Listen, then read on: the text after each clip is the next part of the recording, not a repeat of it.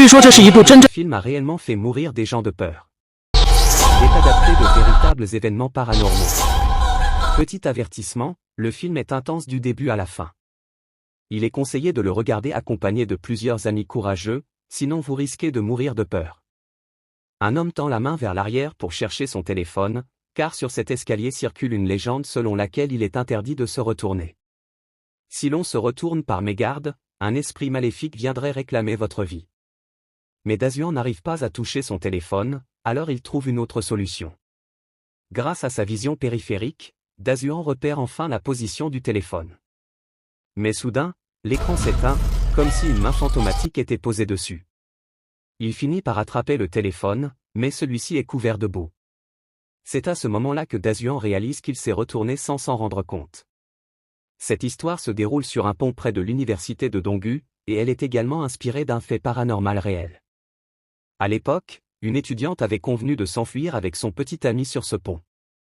Mais jusqu'à minuit, il ne se présenta pas. À ce moment-là, une personne apparut sur l'escalier et lui fit signe. Lorsqu'elle arriva à la 13e marche, elle fut soudain traînée dans un bosquet par 5 hommes, violée, puis noyée vivante.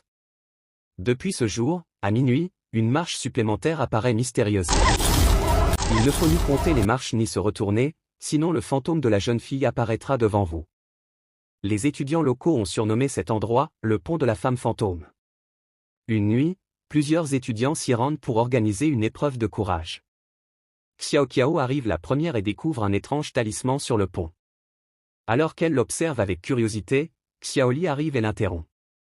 Une fois prêt, Xiao Xue fait sonner une cloche et l'épreuve commence. Dazuan monte les marches sans expression, prise de façon inquiétante, il se met à les compter. Les autres, terrifiés, tentent de l'arrêter. Lorsqu'ils arrivent sur les marches, Dazuan disparaît soudainement, et une chaise derrière eux commence à bouger toute seule. Dazuan réapparaît, menant à la scène du début. De son côté, Awei, pris d'un violent mal de ventre, se rend aux toilettes. Alors qu'il joue sur son téléphone, il entend des bruits étranges à l'extérieur. Il regarde par la fente de la porte, mais ne voit rien. Un bruit sourd retentit à nouveau. En colère, Awei sort son téléphone pour prendre une photo, mais une main fantomatique l'attrape soudain. Lorsqu'il réussit à se dégager, une marque sanglante est apparue sur sa main. Il sort pour voir ce qui se passe, mais ne trouve qu'un tonneau roulant et tous les robinets des toilettes ouverts. En lavant ses mains, il tire du lavabo une poignée de cheveux appartenant à un mort. Awei se penche sous le lavabo pour inspecter. Un tonneau roule soudain derrière lui et se dresse devant lui, rempli d'eau sale. Une main fantôme surgit et l'entraîne, lui maintenant la tête sous l'eau jusqu'à ce qu'il cesse de se débattre. De retour au dortoir, Xiao Qiao a une envie pressante mais, terrifiée par les événements récents, elle n'ose pas y aller seule et emmène Shitou avec elle. Après avoir terminé, des bruits étranges résonnent. Xiao Qiao, paniqué, s'en va. Shitou remarque alors que ses mains sont couvertes d'une substance noire impossible à laver. Au moment où il s'apprête à partir, le fantôme d'Awei apparaît derrière lui. Xiao Qiao s'apprête à se coucher lorsque l'oreiller saute brusquement. En voulant descendre, une main fantomatique attrape sa jambe. Après un moment de silence, de l'encre tombe sur sa tête.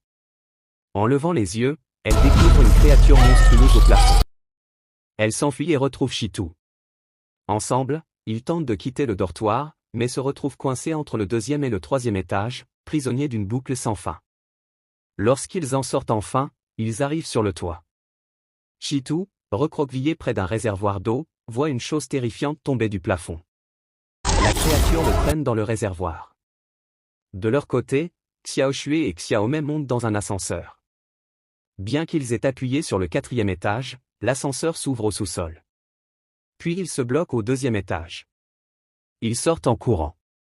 En suivant une femme devant eux, Xiao Xue réalise qu'elle les mène vers le pont de la femme fantôme. En voulant faire demi-tour, Xiaomei est soudainement emportée par une force invisible. Xiao Qiao arrive alors sur le pont et découvre Shitou, visiblement possédé. Le comportement de Shitou devient de plus en plus étrange, son rire glaçant. Xiao Qiao s'enfuit, poursuivi par le fantôme. Elle trébuche sur les marchés, arrivée à la 14e, le spectre est juste derrière elle. Un journaliste enquête sur l'histoire du pont et découvre la vérité. Dès 2012, Xiao Qiao avait trouvé le talisman. Aine fut possédée par un esprit maléfique. Elle sacrifia Aoi, Shitou et 3 autres personnes pour survivre comme marionnettes du démon. En 2016, elle organisa une nouvelle épreuve de courage pour offrir de nouveaux sacrifices. Xiaoqiao traîne Xiaomei sur le pont pour l'offrir au démon. Xiaoxue arrive à temps, mais Xiaoqiao révèle son vrai visage et tue Xiaomei. Le démon apparaît derrière elle. Xiaoxue supplie pour sa vie. 5 sacrifices sont nécessaires. Il n'en manque plus qu'un. Xiaoqiao se sacrifie elle-même en demandant à Xiaoxue de la frapper avec une brique. 4 ans plus tard, l'épreuve recommence. Le journaliste découvre qu'un nom manque sur la liste des disparus, le sien.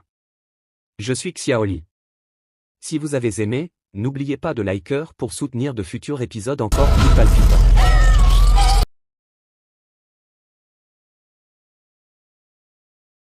女鬼也来到了身后。